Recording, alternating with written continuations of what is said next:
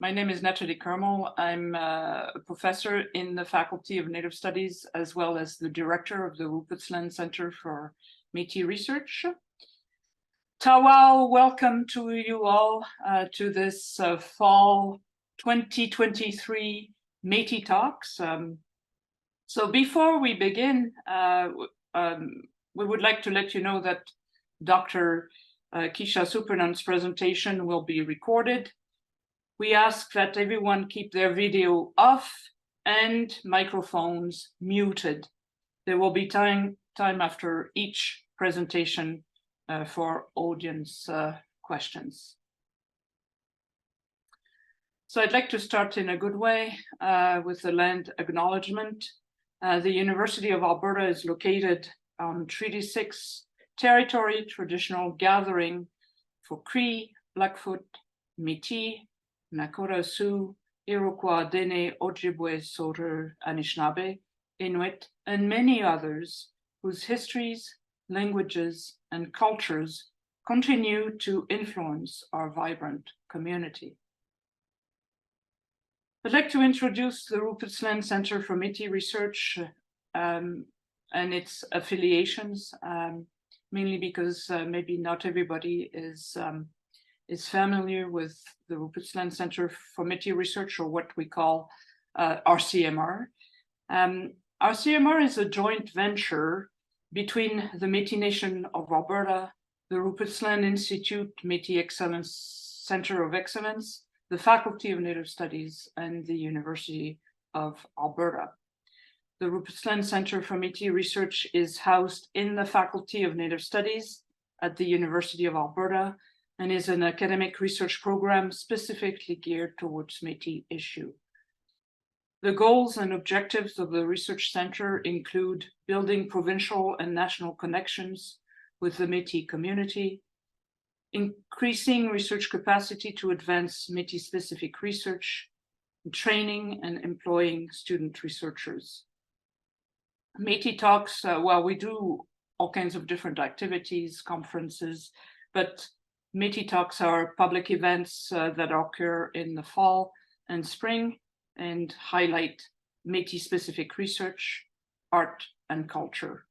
I'd like also to say that we were very lucky this year to be awarded first the Community Scholar Award from the University of Alberta, and second, I just heard this morning that RCMR was awarded by the Council of the Canadian Association of University Teachers, the Sarah Shorten Award.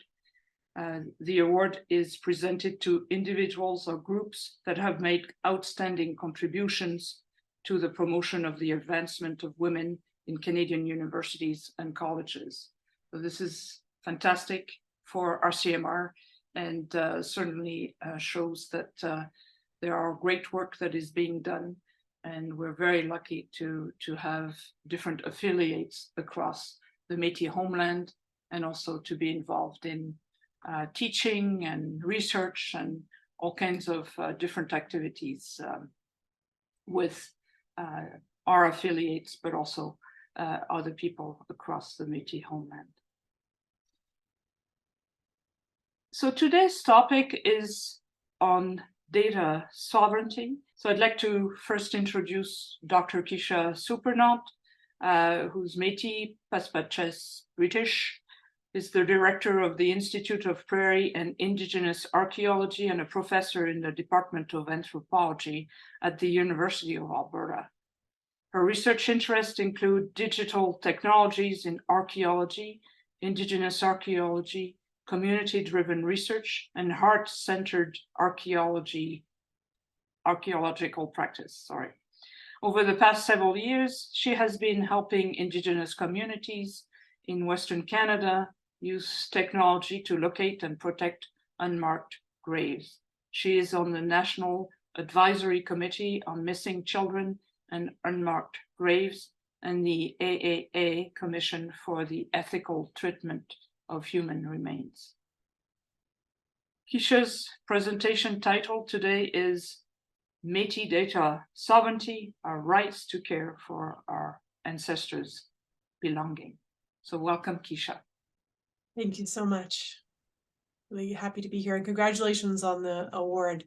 Thank you. Anche, Kisha Supernant Dishinikashun and the Machifnia. Good morning, everyone. Afternoon for some of you if you're coming and joining us from other time zones. I'm really happy to be here today to talk with you a little bit about my work as an archaeologist and as a citizen of the Métis Nation of Alberta, or the new version of that. I really want to be able to share a little bit today about the role of data sovereignty in regards to belongings, particularly in this case, archaeological belongings, but this also connects to other materials that are held in institutions that need to come home to our communities and whatever that means to us. But first, as I must do, I want to tell you a little bit about me. So thank you, Natalie, for that kind introduction. I am, I've been practicing archaeology now for over 20 years, working closely with community. I'm also Métis with a lot of family connections here in Alberta. Many of my Métis families, have been here for 200 plus years, including the Supernants or Supernants, Gauchers, Gladus, Greys, Blandions, Campbells, Desjarlais, Callahus, and Cardinals. And then my great-grandmother's family, the Knots, came from Red River. My great-great-grandfather was born in St. Andrew. So this all informs a lot of the practice that I'm going to talk about today and helps me connect to the ancestors. One of the things I think is really important when we're talking about data sovereignty is that we start with questions of rights. One of the big issues around archaeological materials in the lands we currently call Canada is that we don't actually have our rights recognized within the Canadian legal system, even though documents such as the United Nations Declaration on the Rights of Indigenous Peoples clearly outlines and affirms those rights. And of course, the Canadian government has declared that they wish to implement the declaration into Canadian law. And there are existing frameworks around data sovereignty. One of the most common is the OCAP principles, ownership, control, access, and possession of Indigenous data. One of the issues, though, is that OCAP cannot actually be implemented in current archaeological practice. The way archaeology is managed within the various provinces and territories in Canada means that there are, in fact, legal barriers to OCAP. I cannot return the belongings from Métis sites to Métis community, the Métis Nation. I'm actually blocked from doing so by law. And I want to talk a little bit about that and why it's so important for us to advocate for the recognition of our rights in order to ensure that those materials can be cared for by us in the ways that Métis people decide they need to be cared for. So let's start with the Declaration. There are a number of articles within the Declaration that relate directly to heritage and our rights to our heritage. The ones that most closely connect with my practice as an archaeologist are 11 and 12. And so this is the text from Article 11, and you'll notice in here it talks about archaeological and historic sites, artifacts, designs, ceremonies, technologies, various aspects of our heritage that Indigenous peoples have the right to practice and revitalize, and that states should figure out ways to ensure that there's restitution for what's been taken without consent. And basically that counts for a lot of archaeological materials that have been removed from our ancestors' places and continue to be removed from our ancestors' places. So if we start from a position that there are rights, that we have rights to our cultural heritage, it starts a conversation around what needs to then happen in order for those rights to be recognized and affirmed. The second article I just want to briefly mention is Article 12. Article 12 speaks to similar issues as Article 11, but it focuses more on the sacred parts of, religious and cultural sites, ceremonial objects, and particularly repatriation of ancestors, that we have a right to care for our ancestors. And there remains ancestors of Indigenous peoples in institutions in Canada, as well as, frankly, around the world. So there needs to be more frameworks in place and legal options in place for us to have our ancestors returned so that we can decide what is the right place for them. So if we start from a place of rights, what does the Canadian landscape actually look like? There is no federal heritage legislation in Canada. Unlike many other comparator countries, for example, the United States has the Native American Graves Protection and Repatriation Act, and it also has some structures around archaeological practice at the federal level. Nothing like that exists in Canada. So what has happened is archaeological management, the management of materials left by primarily Indigenous ancestors, is governed at the provincial and territorial level. That means every province and every territory has a legislation that protects historic resources. Most of these, with the exception of some of the territories, most of these were developed in the late 1970s, mid to late 1970s, as there was a recognition of a need for some kind of protection of archaeological sites as development was being undertaken. So prior to the establishment of these acts, there was no protection, which meant someone could go in and build a pipeline, build a house, build any kind of development, and there was no kind of regulation around not destroying the materials that they were finding. So this is the motivation behind many of these acts, was to put some kind of protection so that those materials could be evaluated, they could be excavated if needed, that there was some oversight around development. Now, at the time, there was no engagement with Indigenous peoples around what that legislation should look like, or a consideration of Indigenous rights to have a say and to make decisions about those materials that were from their own ancestors. So the acts generally don't reference Indigenous peoples. There's a couple of exceptions across the country. I mean, Nunavut has its own framework for this that obviously was very closely developed with Inuit, but most of the other acts don't have a direct engagement with Indigenous peoples. And therefore, the responsibility for managing these historic resources, of which archaeology is a part, falls to the provincial and territorial government. And the materials that are found throughout this process belong to the provincial crown, which means that there are repositories, so materials that come out of the ground in Alberta, for example, through archaeological excavation or cultural resource management. Any materials have a repository that is connected to the Royal Alberta Museum. So the law actually says when you find materials, they have to end up in the Royal Alberta Museum by law. And there's a few issues, of course, with this relating to sovereignty, because the sovereignty then is not within Indigenous nations, it's within the provincial government. And also there's only an engagement with the material aspects of heritage, whereas many of these places where our ancestors' belongings gather have many other kinds of meaning for us. It's not just the belongings, it's also the place itself. It's those relations that are held there. So therefore, it is not a matter of just the material object itself. It's also all those other sets of relations. And those are not well captured in existing legislative frameworks. And this is partly why, for me, as much as I work directly with the materials of Métis ancestors, I recognize that it's so much more than that. So I really like this definition of Indigenous heritage. It comes from the Indigenous Heritage Circle. I currently sit as president of this. It's a national organization for Indigenous heritage practitioners to advocate at the national level for more recognition and integration of Indigenous heritage into places like Parks Canada or the National Trust. And we take a very integrated approach to an understanding of heritage. This idea that it's complex and dynamic.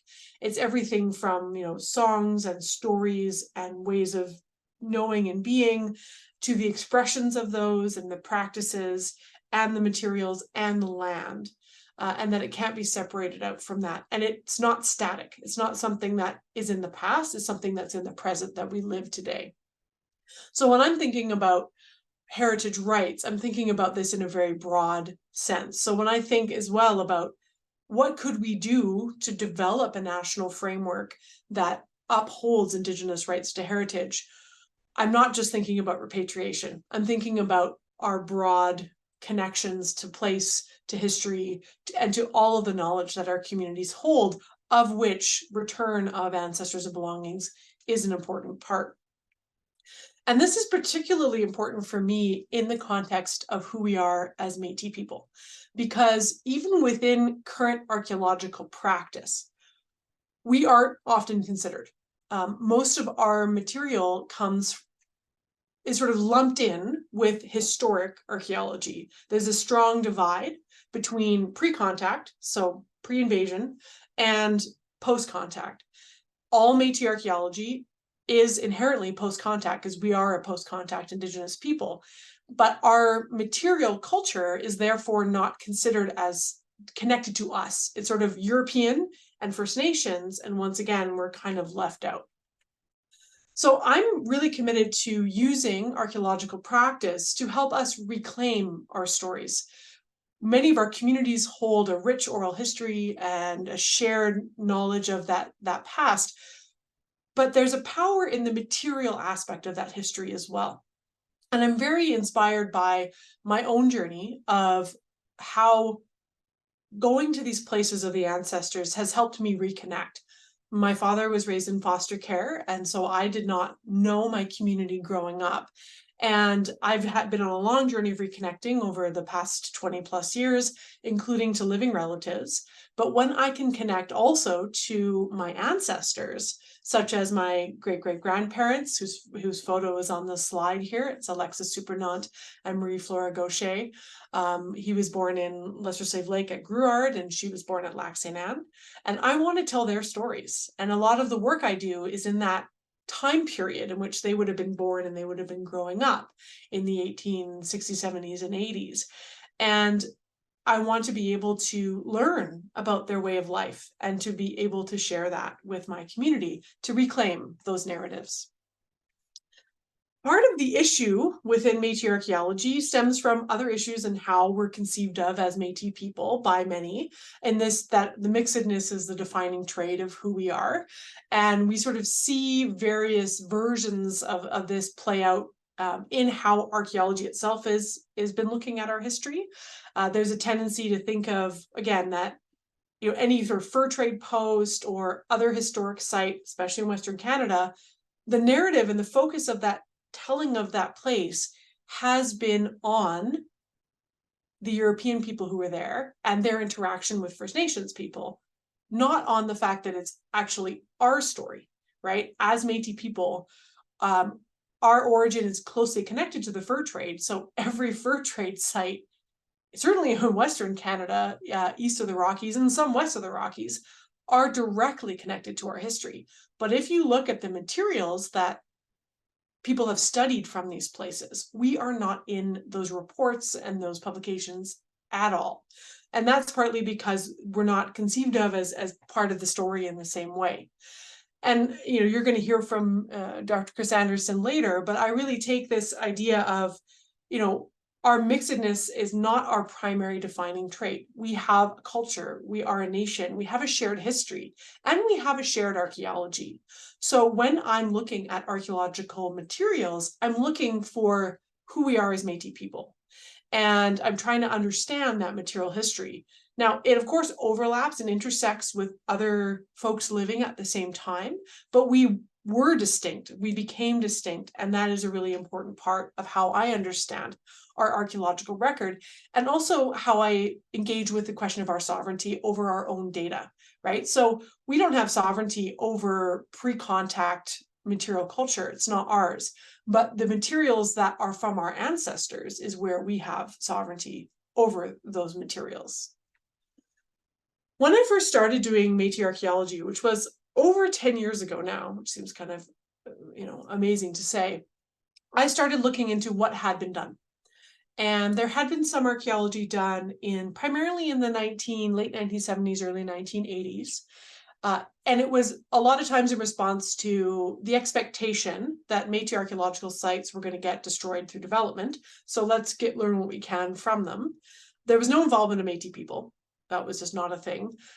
And there was a focus on a few different types of sites. One of them was overwintering or hivernant sites, where large communities of Métis people would spend time in the winter hunting bison and building these villages kind of out on the prairie and parkland, primarily after the 1840s up until the end of the bison hunts in the late 1870s, early 1880s. And these sites were very sort of distinctly Métis, and that most of the people who were there were part of our kinscape. They were part of who we were. Yet when you look at the archaeology that was done, they were looking for our mixedness. They were looking at our hybridity as our creolization. And it was all like, what is the mixedness of material culture? There's also real emphasis on how many of our communities were trying to be more European. So there was this bias towards saying, oh yeah, they're just trying to be like their European cousins and all that kind of thing. So it is one of those areas where they didn't understand who we were. They were trying to say we're trying to be more like Europeans, or that our sort of architectural styles.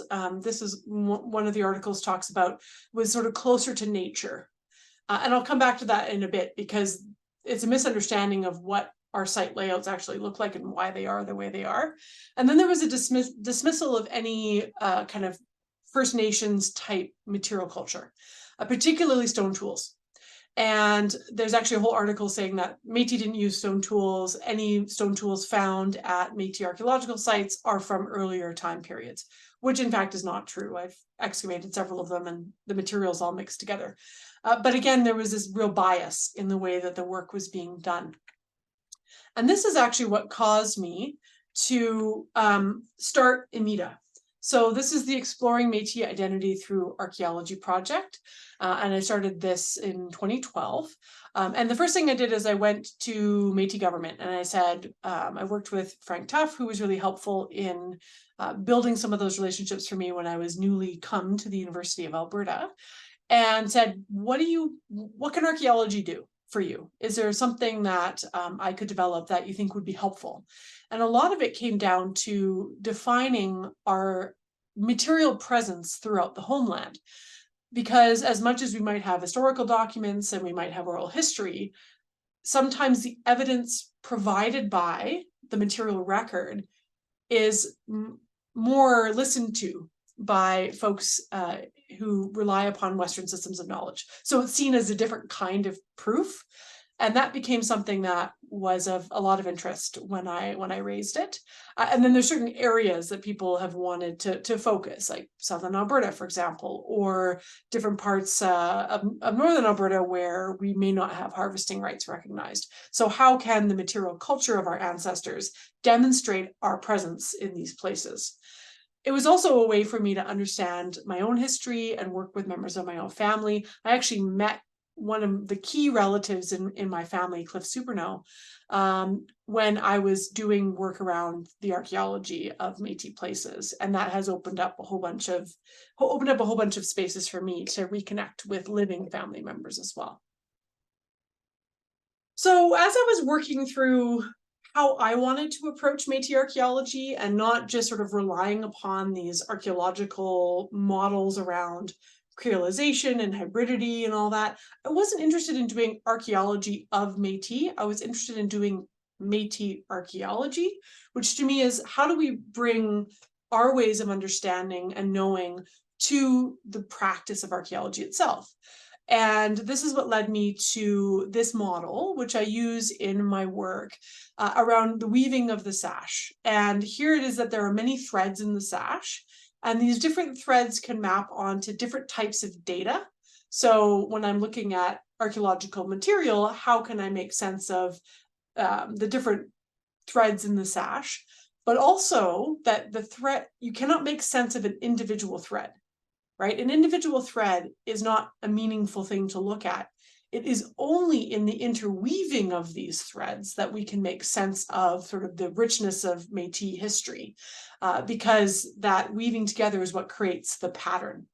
And for me, the dominant color in the sort of traditional sash is red, and the dominant kind of framework that I think about in this realm is relations, about how all of our kin and our relations to land, our relations to other than humans is all sort of at the core of how we make sense of our history. But it's not the only way that we can look at that. So, relations, mobility, geography, daily life, and economy are different aspects of the material record that can be woven together in order to have a sense of our history. So this then generates a whole set of data. And this is where my interest in data sovereignty really comes in, because what kind of data are we creating through archaeological practice? Where does it live? How can our communities make sense of it, right? How do our relations engage with this material? How can I make it more accessible and not just sort of sitting in obscure databases that people can't access? So I started thinking about the different forms of data that I engage with in my archaeological practice, and then how can I think about different models for making it more accessible to our relatives. So the first two I just want to briefly talk about are mobility and geography. A lot of the ways that I understand and engage with this is through the homeland, right? So how do we understand the homeland, which is a vast area, especially from an archaeological perspective. Usually you're working in more concentrated places that are connected in a smaller region around archaeological practice. That's not the case for Métis folks. We have a very, very large homeland. And then looking at GIS data, so geographic information systems, spatial data, to make sense of the different aspects of the homeland. And this can include trails. So this is actually a map from a publication I did exploring the relationship between trails, which are in black, and then these other models that archaeologists use to understand movement in the blue and red. So these are different types of data I work with. And demographic data is also really important for mobility. A few years ago, I had the great privilege of being the RCMR fellow.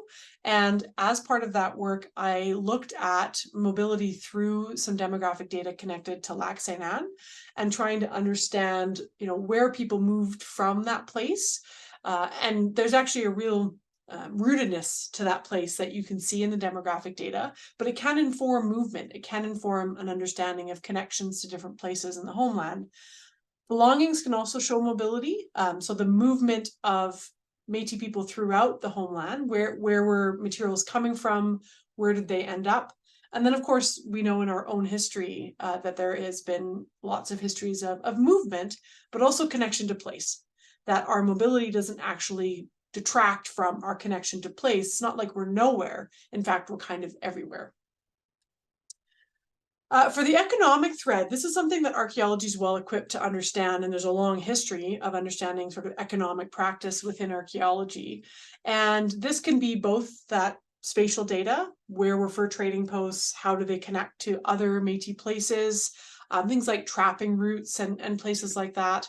The belongings can often tell a story about the economies, different kinds of activities that our relatives were practicing at different kinds of sites. The fauna or the animal bone that are left in archaeological materials also tell a story of Métis economies.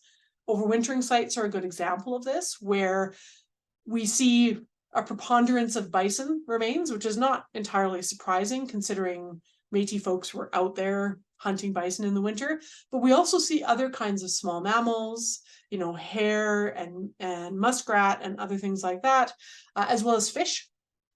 So there are concentrations where we see fish bone, fish scales. So this can tell us about, different kinds of practices that Métis people were taking about their food as well. And this can help understand the place within that broader economic landscape of the fur trade.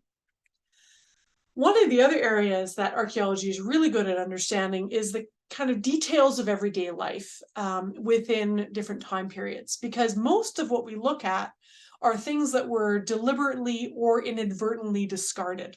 So sometimes it's, seed beads that were lost in the cabin floor at a wintering site. Sometimes it's broken ceramics that were discarded in some way. The belongings you see on the slide here are actually from river lots 23 and 24 in St. Albert, where this past summer we spent some time doing an excavation connected to the Cunningham family. And we were able to find aspects of their daily life that may not always make it into the stories, but that also tell their own story. Another thing we can see is the layout of sites. So how are people placing cabins, for example, at a wintering site? And what does that tell us about people's daily life? We also have accounts from both Métis people who are living at the time period that much of this archaeology comes from, that are kept in memoirs, and then there's other kind of ethnographic material that can provide aspects of daily life as well. But archaeology has a role to play in bringing forth some of the materiality of daily life. But perhaps for me, again, that key part is around relations. And you see this in site layout. So I mentioned earlier that there was this interpretation of Métis site layouts being what they are because we're closer to nature somehow. But if you actually look at how, for example, cabins at a wintering site are laid out, you see clusters. So you'll have 3 or 4 cabins in one area, and then 3 or 4 cabins in another area. And there was some archaeologists who were like, we don't really know why this is happening. To me, it's obvious. It's kinship, right? So you have related people living together. Maybe it be the sisters from a particular family or extended family building their cabins close together over the winter, so that they all have that kind of connection. So it's like, here's the Dumont cluster and here's the Supernant cluster. Like I suspect it's very closely related to kinship. So relations are at the heart of so much of this.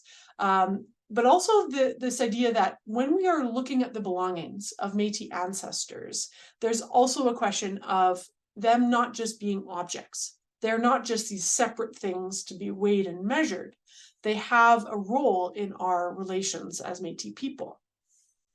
And I take a lot of inspiration from the concept of Wahkohtowin, which of course, many Métis and Cree scholars have been using to try to make sense of different aspects of our past and our present and our future.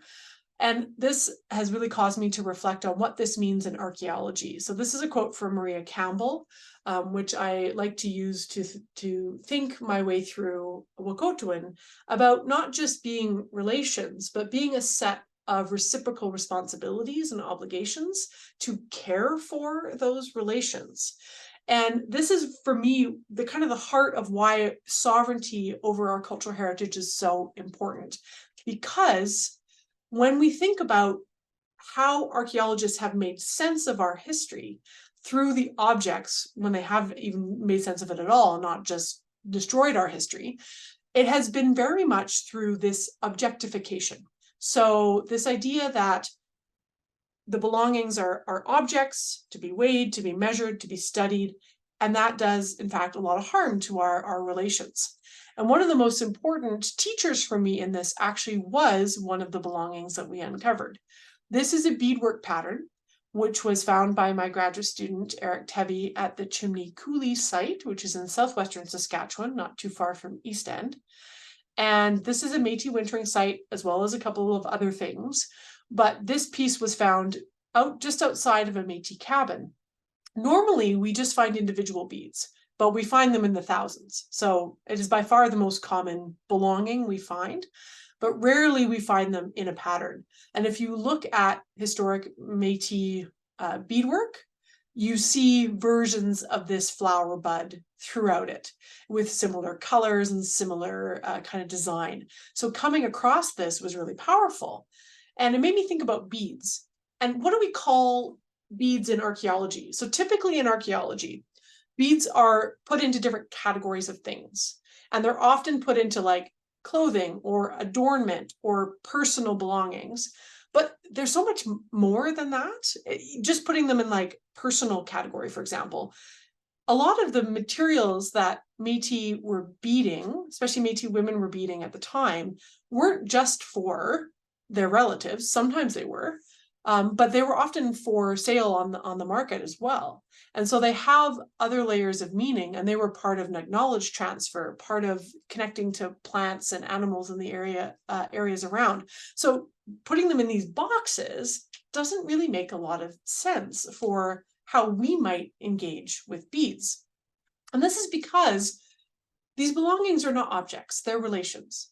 So when I think about Wokotowin, and when I think about my responsibilities as a Métis person to care for the belongings of the ancestors, I have an obligation to do so. And I have an obligation to understand what that care means from our perspective as Métis people. I can't define that myself. I don't have the knowledge, but I can talk to elders and knowledge holders to say, how should we care for the belongings of our ancestors? And when I have talked to various folks around this piece in particular, a few things have really come up. One, this holds a lot of spirit because it's the creation of the beadwork, not the bead itself, that holds the spirit. And so this is a very potent belonging and relative.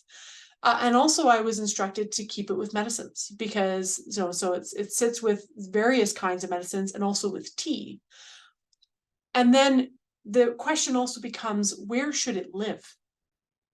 Right now, it can't live with our community because the way that all of the archaeology is done is very much within these Western frameworks. Everything is divided up, put into a category, put into a set of it's separated out into little baggies and put into various kinds of boxes and warehouses with this idea that that is somehow protecting and caring for the belongings of the ancestors. That sort of, taking that little object and writing something about it and then putting it in a little bag and sending it to the museum is how the Western framework requires us to practice archaeology. I don't want to practice archaeology that way, because to take that belonging and to separate it out and to put it into someone else's care without an understanding of who we are really disrupts those relations, right? Because everything that I see is very connected. So when we're thinking about the place that the materials come from, the connections it has to our kinship, and the reciprocal responsibilities we have to that belonging, it's about interconnection, not about separation. And yet, we have things that are very much separated out right now. So this takes me to the last thing I want to talk about, which is what do we actually do with the belongings of the ancestors? What has been done and what might be possible in the future, both in terms of the kind of data about. So when a material object is found, usually there's a whole set of things that archaeologists tend to do with it in terms of, weighing and measuring and photographing and identifying. That generates a whole bunch of information. Where does that live? And then the actual belongings themselves. So right now there's a lot of different disparate data sets around material culture and Métis ancestors. There are many, many, many Métis materials in museum collections. This includes archaeological materials. This also includes what are called ethnographic collections. Although when I've talked with a lot of my relatives, there's not really a division between those things in that they're all kind of belongings of Métis ancestors. I had created a database to try to manage the archaeological materials that I was finding because I am required to analyze them in particular kinds of ways.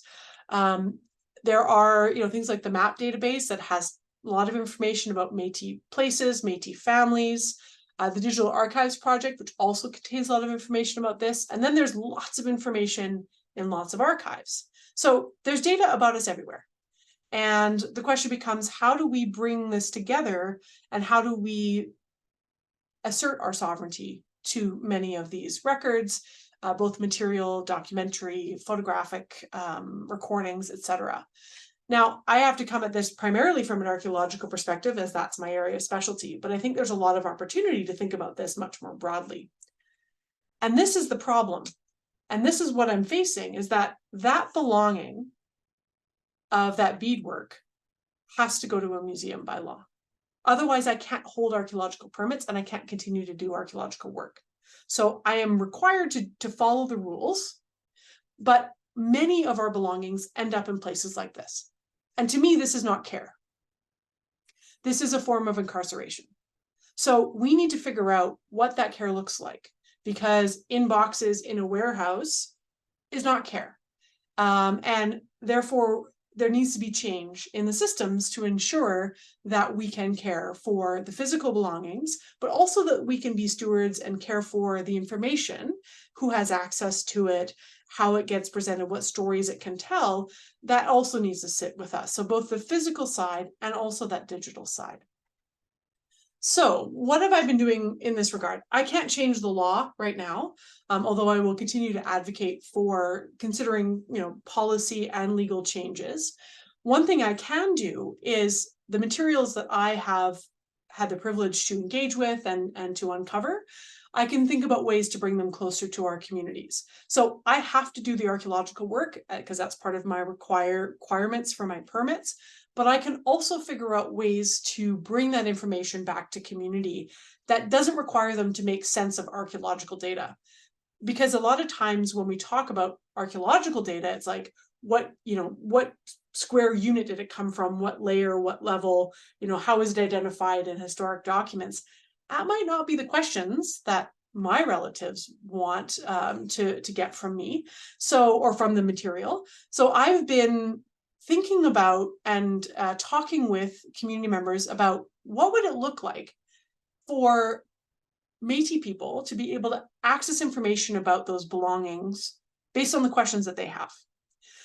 And with this in mind, I've been creating what's called an object-centered database. So this is the idea that there are different kind of objects in it. This can be a belonging, this could be a document, this could be a site, and that you can layer data connected to that object in different kinds of ways. So I can do the archaeological data that I need based on that object, but I can also develop a separate set of what we call metadata that can rearrange the way you engage with the belongings and the other objects in the database based on different kinds of categories.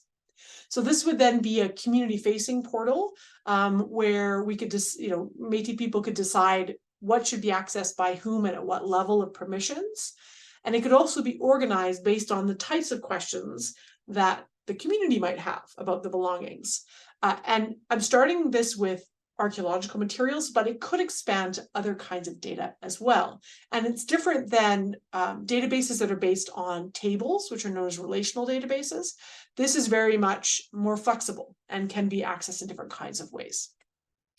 So I'm working with folks here at the University of Alberta, and for now, it is temporarily living at the University of Alberta. I think there are ongoing conversations about where the data should eventually live. But in order to sort of develop it, doing that here. And it is a database management solution developed at the University of Alberta that is object-centered. And you can have different kinds of, like I said, objects. It can be photos, it can be documents, it can be spatial data, various kinds of things. And it would allow different points of access, and it would allow those metadata sets to live and could be differently accessed depending on who should and should not be accessing different parts of the material history. And I am developing the archaeological metadata. This is actually quite far advanced because there are existing structures for this. And I kind of have to do this because I need the data to be able to connect to other kinds of archaeological data. I have to be able to report on it based on what the requirements are. I have to be able to connect it with how archaeologists categorize, but it doesn't allow for Métis ways of knowing. It doesn't really create space for that. So I'm developing this, and then I'm also working with Métis knowledge holders, elders, other folks interested in this aspect of heritage around what would Métis metadata look like? What would this actually, how would this reflect the types of things that our relatives want to know? And so what has been interesting is in very preliminary conversations, which we did over the course of COVID, so they were all virtual, big things that came up were people want to know who. So, of course, kinship and family is so important in how we understand ourselves as Métis people, that people are always like, oh, do I have a family connection to that place? So I've really taken that up and been thinking about how can we integrate existing demographic data with the archaeological sites so that people can actually search by a surname and bring up the places where there's been archaeology done that are connected to that surname. And we do have records from some places. The Buffalo Lake Métis wintering site, for example, which is east of Red Deer, has demographic information from the Catholic priests around marriages and baptisms, which includes often godparents. So there's this sort of rich set of demographic data that I can say, your family member was here, and here's the archaeological materials from that place. Place is also very important. The where, where is it that there is Métis material culture, both in terms of archaeology, but also where are there holdings of Métis material culture in museums and institutions. And then there's a lot about sort of storying, like how can we connect these places to various kinds of story, various kinds of teachings, and then Michif or other forms of language. So are there ways to create a metadata that allows for people to search for words in Michif and then find belongings that are connected to that word? So these are some of the things that have come up so far. It's very preliminary. We're still working on this. And I've been partnering with RCMR and a partnership development grant out of UBC to help do some of this work. And so for Métis folks online, stay tuned. We're going to want to come to you and connect about what this might look like. This is also extremely challenging. I just want to really briefly manage. The scale is a huge issue. Disparate, materials held at different kinds of places, both in terms of the homeland of the Métis, but also in terms of the global landscape, in terms of where institutions hold our materials that are in places like Europe or other parts of the globe. There are many different types of data that relate to that history.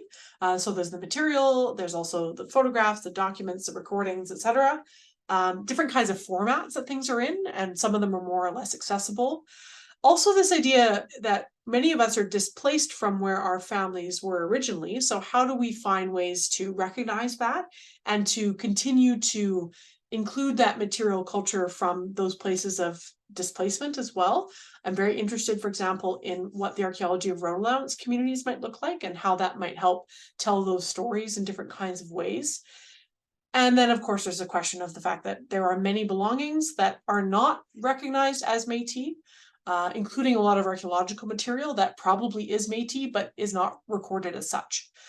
For example, from those fur trade posts where there's collections of beads around fireplaces that are not actually identified as Métis, when of course they most likely are. So there's a lot of issues around that as well. That being said, I want to start somewhere, because once we can bring a lot of those materials together, it helps us to assert our sovereignty over. So I'm going to continue developing the database. So wanting to continue engagement, thinking about what some other questions that Métis relatives might have about the belongings and how we can ensure that they can be answered effectively by the database. We want to create a mapping aspect to this so that you can look at a map and not just search in a database. How do we bring together these different data sources? How do we design a portal that makes sense for community, that's accessible, that is easy to use, that doesn't necessarily require specialized knowledge? And then how do we ensure that there's ongoing feedback to continue to improve that as well? So last thing I want to say before we have time for questions. We, of course, have rights to our cultural heritage. They need to be affirmed. There are many barriers to them right now through legal frameworks, policy, and at least starting with being consulted about impacts to our own cultural heritage is a good place, because we haven't been. In most of the homeland, we're never called about when there's impacts to historic archaeological sites, because a lot of archaeologists and decision makers don't think about them as connected to us. But every historic site, probably that predates the 1880s in Manitoba, Saskatchewan, and Alberta for sure, is probably connected to a Métis site in some way, right? Ones that have large collections of historic material. So we need to be consulted about impacts to those. We need to be able to make decisions about the belongings and ancestors. What should happen to them? Maybe some of them need to stay in the museum, but we need to be the decision makers about what happens to them. We need to change policy and practice to ensure that things like OCAP can be followed, that we can in fact have ownership, control, access, and possession of our material culture. And at the end of the day, I would really love to see us develop our own policies and laws. How do we assert those rights on our own terms? And we're talking about self-government right now. We can develop cultural heritage policy that outlines the values and outlines the processes that need to be followed when our material culture is going to be impacted by ongoing development, for example. So when it comes down to it, our data sovereignty is not recognized in archaeology, but it needs to be. And so I'm very committed to wanting to continue to push for that to change. Thank you so much, Marcy. I'm happy to answer any questions you may have as well. Thank you very much, Kisha, for this very inspiring presentation. We were talking earlier, Kisha and I, about you know, when we are young, we always want to be an archaeologist because it sounds like something very cool. But after your presentation, I want to be an archaeologist again. Because there's so much that you touched on. So I'm going to turn, we have a bit of time for questions. I'm going to turn to people who may have questions, and I saw that some of the people had already in the chat asked a few questions, so maybe bring it public. So Angie. Thank you so much for that presentation. That was very informative. It wasn't exactly what I was expecting because I'm in the field of technology. So I was really interested to come in and see, you know, where is our data being located? How is it stored? So data sovereignty to me has a very expanded meaning after your presentation. So thank you for that. So my question is, when it comes to, you know, data residency and data sovereignty in the technology realm, I'm wondering, it sounds like right now, like I don't know about the Métis Nation of Alberta or Rupert's Land, but specific, I guess, to your project, or maybe you can expand on it a little bit, is, you know, how is our current data being stored and taken care of, like what we have right now? Because something in my field that I realize there's lots of cybersecurity issues, especially after COVID, have risen dramatically, like a lot. So we're always under digital attack from a few countries around the globe, especially. So I'm really curious how our data is being protected right now, and you know, because I'm looking for ways I can help too, like what areas can I grow? And I'm also doing my applied project for my MBA, so I'm specializing in the technology part of data sovereignty, on how our data's going to be, and also like working in the technology side to help Indigenous organizations with their technology. So I was really fascinating to tie it in because I never thought of it from your perspective before. So I'm like, just, you opened my brain so much today. So thank you. Well, thank you for that. And I think it's a really good question. I think it depends on the data. I mean, I can speak from the data that I have collected or that I kind of manage. We tend to keep it right now, it's pretty closed, and that there's not like a portal or a website where it lives. Part of the tension, which I didn't mention directly, but also exists, is that archaeological data is already sort of behind a series of access points. It's not publicly available. And part of the reason is that there has been a real concern about impacts if, say, you put up a map of where archaeological sites are. The issue becomes that people can then go to those sites and do harm to them. And that does happen. I mean, I think we think about rock art sites like in Okotoks or writing on stone, where people are constantly not treating those places with the respect that they deserve. So there's already a layer of archaeological data that's behind like certain access points. The government maintains a big database that has reports, that has sites, but only certain people are allowed to access those data, and usually not community. It's usually someone with an archaeological background who has knowledge about that. And so, and then there's the question of the database that I'm developing, which is, you know, is being built kind of in-house. And there are, I think, some protections, although to be fair, I don't know the layers of that. This, of course, is also a very significant concern for me in the other work that I do, which is supporting communities to find unmarked graves, which generates a lot of born digital data.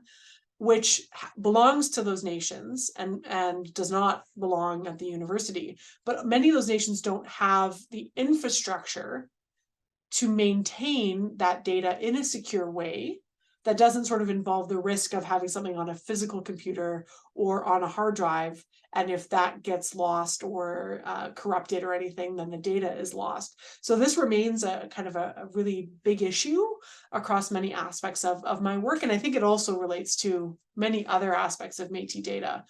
So I'm happy to also follow up with you potentially about how to build something that has the security it needs to in a number of different realms. So I might follow up with you, Angie, if that's all right with you. Yes, please. I was actually going to ask, hey, could I reach out to you? Because I would love a little bit of support on my applied project. I have lots of research done already on it, but there's so much more I don't know. Obviously, after today, I know that I know a lot less than I thought I knew. Sounds good. Happy to chat more. Yeah, thanks. Thank you. Any other questions for Kisha? Or comments? I did see some questions in the chat about the Lac Saint Anne data, and I believe we have the report available on somewhere on the Rupert's Land website. Yeah, it is there. Yeah. So people can have access to it. Yeah, it's public. Yeah.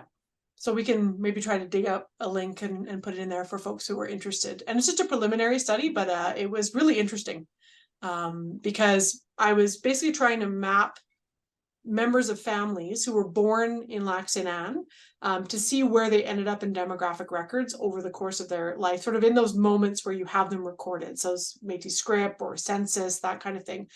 And it was interesting because over 50% of the people that I was able to track were only ever recorded in like Lac Saint Anne, St. Albert, Edmonton, like the triangle kind of between those three locations. And then there were other folks who were very far afield, but there was a really strong sense of sort of families rooted to this place. And anyone who's from like Lac Saint Anne, St. Albert knows that that's the case, but we have data to demonstrate that through all the way back to like the early 1800s in some cases. So it's quite cool.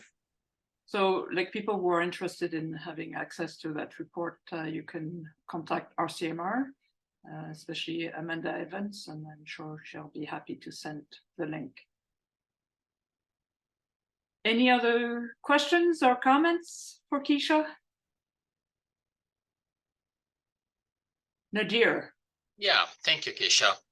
I remember there was a news in 2022 that Royal Alberta Museum returned some of the artifacts to the Indigenous people. I don't remember the details very much, but briefly, is there any similar cases for Métis people? I don't know, what are the underlying reasons they return Indigenous, but not the Métis artifacts? I'm just curious your take on that. Yeah, so with First Nations, there is, and Tom Hunter had put into the chat the act. There is actually a repatriation act, which involves sacred and ceremonial objects. It was developed primarily through Blackfoot advocacy, so it's well suited toward the needs of Blackfoot communities. It is not a blanket. It's really, I mean, it's First Nations, so doesn't include Métis. And so it's not like an Indigenous one, it's First Nations, not Métis. And oftentimes, I mean, I think that there is a shift in the museum practice in general in Canada that has begun, where there is a greater understanding of the fact that it's not just ancestors that need to be returned, or even necessarily sacred objects. There are other types of belongings that need to be returned. I think that in 2022, there was a treaty medallion that was returned, for example. So the Act does give a mechanism of request for return, but it doesn't include Métis people, because we're not. And this is again that gap, right? First Nations are seen to be connected to archaeology. Métis people are Métis communities, Métis Nation, not considered connected to archaeology, and yet, of course, we are. And so this is like even within my own conversations with other folks in the Métis Nation, it's been a long journey of like, hey, we have archaeological materials, we have archaeological sites. We need to be able to assert our sovereignty to those, and people, of course, are listening, but it's not always on people's in people's scope, right? So there just isn't anything yet for Métis folks that's formal. I do think, though, that the museums are looking to be better relations and are looking to figure this out, but they also face those legal barriers because the law says they are the repository. So how do we work around what exists now with the idea that it might need to be changed in the future? Just follow up with that, Kisha. Can you, as a Métis, can you assess those artifacts from the museum, or has to be just like regular people and see it from the behind the screens? Talking to my relatives, it's been hard for them to access. And usually what they're looking to access are those ethnographic collections, which again can often be mislabeled. But even when they're asking, like my cousin who's an artist, who's a beadwork artist, trying to access those, they're often behind closed doors, they're in the back rooms, or they're in the warehouses. And as much as I think the museum, sometimes tries to facilitate it, it really depends on who the curator is. There's no kind of, again, formal recognition of the rights of Métis people to access the belongings of our ancestors. So there needs to be work done in that area as well. Well, thank you so much, Kisha, for your fantastic presentation. And I see that your cat is also participating. Indeed. One of my 3 cats decided to come for a visit. Thank you. Thank you again.